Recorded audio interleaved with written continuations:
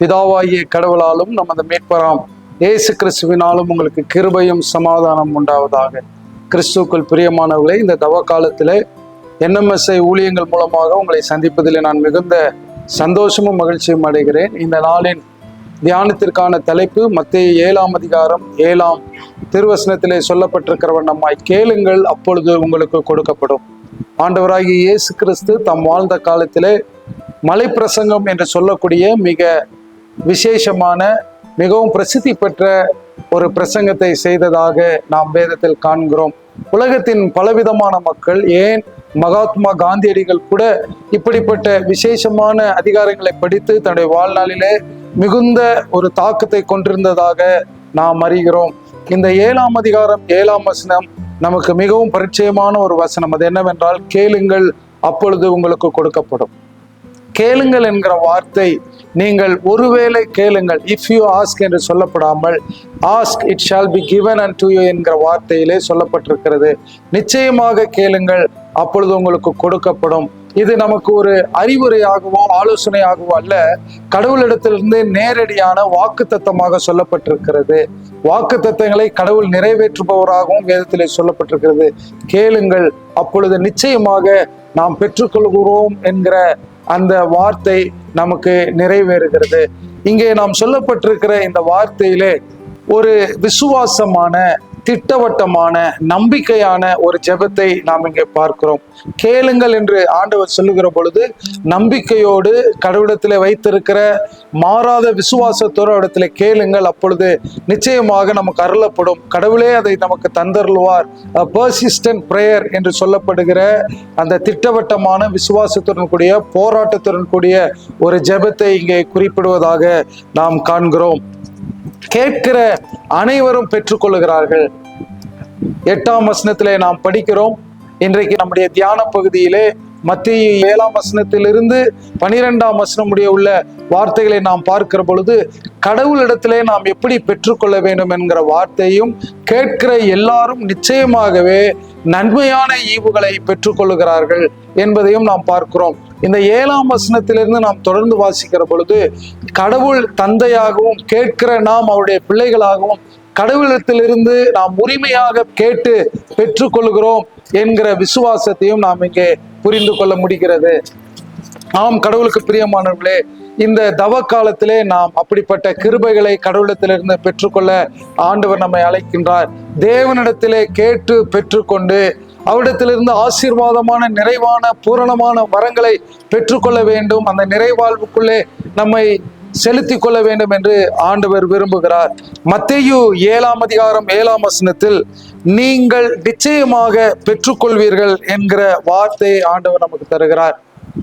யாக்கோபு 1ஆம் அதிகாரம் 7ஆம் வசனத்திலே படிக்கிறோம், கேட்கிற எவரும் பெற்றுக்கொள்ளுகிறார்கள், என் நாமத்தினாலே நீங்கள் எதை கேட்டாலும் அதை நான் உங்களுக்கு தருவேன் என்று கடவுள் நமக்கு வாக்கு கொடுத்திருக்கிறார்.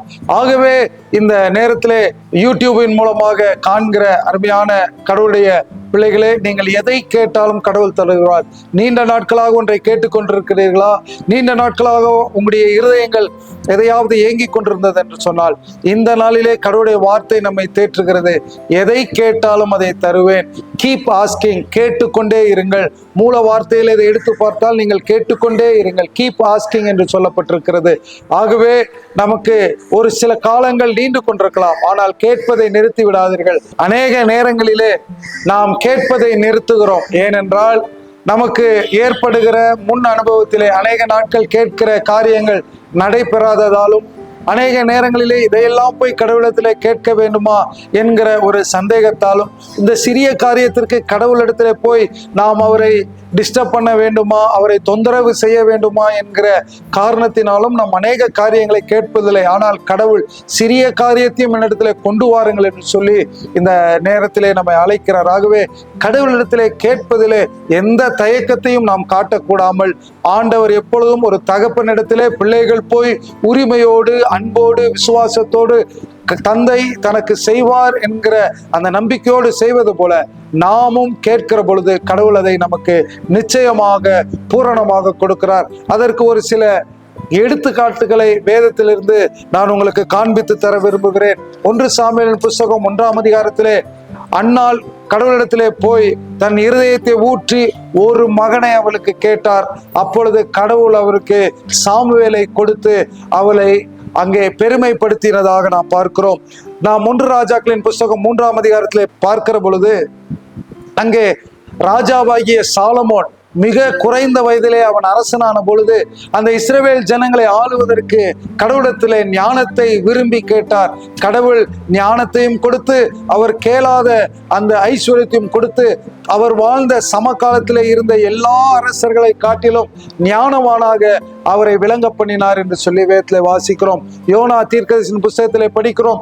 யோனா தீர்க்கதரிசியின் புஸ்தகத்திலே நினிவேயின் மக்களுக்கு அங்கே அழிவு நியமிக்கப்பட்ட பொழுது அந்த நினிவேயின் மக்கள் எல்லாரும் இணைந்து கடவுளத்திலே தங்களுடைய தேசத்திற்கு ஒரு சேமத்தை கேட்டார்கள். அப்படி கேட்கிற பொழுது கர்த்தர் அவர்களுக்கு மனம் இறங்கி அவர்களுக்கு வரவிருந்த அழிவிலிருந்து அவளை பாதுகாத்தார் என்று நாம் வேதத்திலே வாசிக்கிறோம். மார்க் எழுதின சுவிசேஷத்திலே நாம் வாசிக்கிற பொழுது பத்திமே என்கிற பார்வையற்ற ஒரு மனிதர் கடவுள் அந்த பகுதியிலே வருகிற பொழுது அங்கே தனக்கு ஒரு விசுவாசமான ஒரு வார்த்தையை சொல்லுகிறார். தாவீதின் மைந்தரே எனக்கு இறங்கும் என்று அவர் கேட்கிற பொழுது இயேசுவோடு வந்திருந்த அவருடைய சீஷர்கள் அவரை அதட்டினார்கள். ஆனால் வேதத்திலே நாம் படிக்கிறோம், கடவுளுடைய வார்த்தை எப்படியாக சொல்லுகிறது, அவர் முன்னிலும் அதிகமாய் கடவுளை நோக்கி கூப்பிட்டார். கடவுள் அவருக்கு இறங்கினார். அந்த நாளிலே அவர் பார்வை அடைந்தவராக அங்கிருந்து திரும்பி சென்றார் என்று வேதத்திலே நாம் வாசிக்கிறோம். தொடர்ந்து லூக்கா எழுதின சுவிசேஷத்திலே நாம் வாசிக்கிறோம். 23ஆம் அதிகாரத்திலே இயேசுவோடு அறையப்பட்ட 2 கள்ளர்களை குறித்து நாம் பார்க்கிறோம்.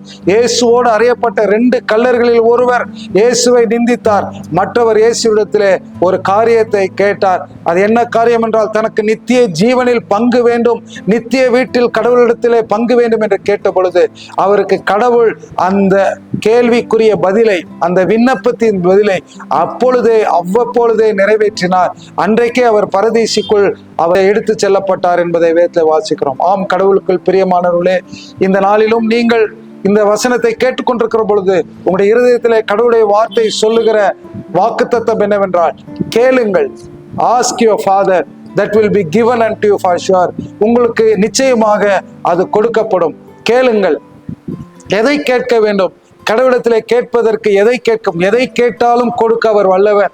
அவர் சர்வ வல்லவர் என்று வேதத்திலே சொல்லப்படுகிறது. எதை கேட்டாலும் அதை கொடுக்க வல்லவர்.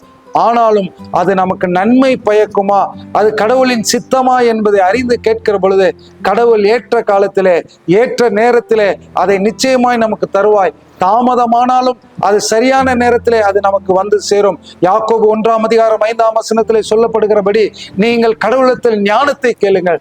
ஞானத்தை கேட்கிற எவரும் பெற்றுக்கொள்ளுகிறார்கள். கடவுளத்தில் வேண்டி விரும்பி கேட்டுக்கொள்ளுங்கள். பொது தேர்வு எழுதுகிற பிள்ளைகளுடைய பெற்றோர்களே, நீங்கள் உங்களுடைய பிள்ளைகளுக்காக போராடுகிற பொழுது, விண்ணப்பத்தை கேட்கிற பொழுது, இறை வேண்டுதல் செய்கிற பொழுது கடவுளத்தில் உங்களுடைய பிள்ளைகளுக்குரிய ஞானத்தை கேளுங்கள். அதே போல எபிரேயர் 4ஆம் அதிகாரம் 16ஆம் வசனம் சொல்கிறது, இரக்கத்தையும் சகாயத்தையும் கடவுளத்திலே இறங்கி விண்ணப்பம் செய்யுங்கள், அப்பொழுது உங்களுக்கு கொடுக்கப்படும் என்று சொல்லி கடவுளத்திலே கடவுளுடைய இரக்கத்தையும் அவர் நமக்கு சகாயம் செய்ய வேண்டிய நேரத்தையும் கடவுளத்திலே கேளுங்கள், அப்பொழுது நமக்கு கொடுக்கப்படும்.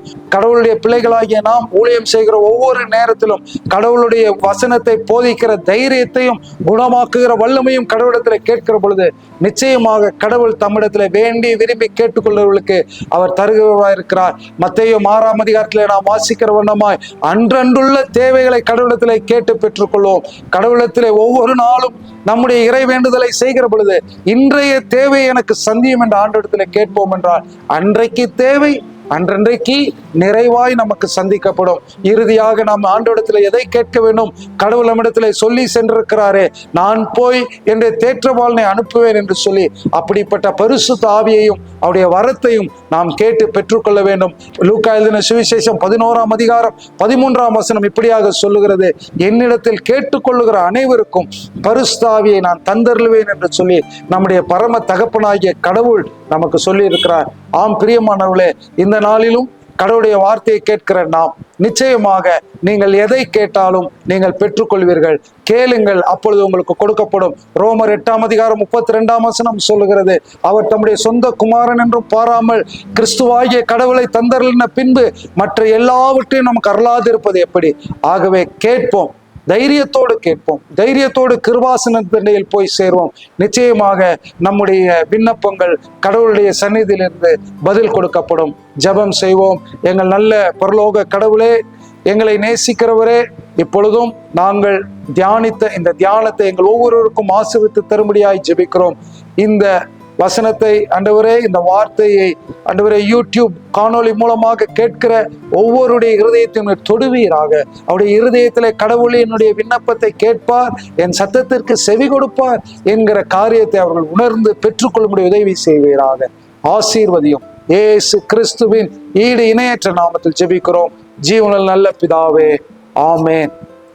ஆசீர்வாதம் நம்முடைய கடவுளாகிய இயேசு கிறிஸ்துடைய கிருபையும் தந்தையாம் கடவுளின் அன்பும் தூய ஆவியானுடைய அன்பின் ஐக்கியமும் நம் அனைவரோடு கூட இன்றும் சதா கங்களை திறப்பதாக. ஆமேன்.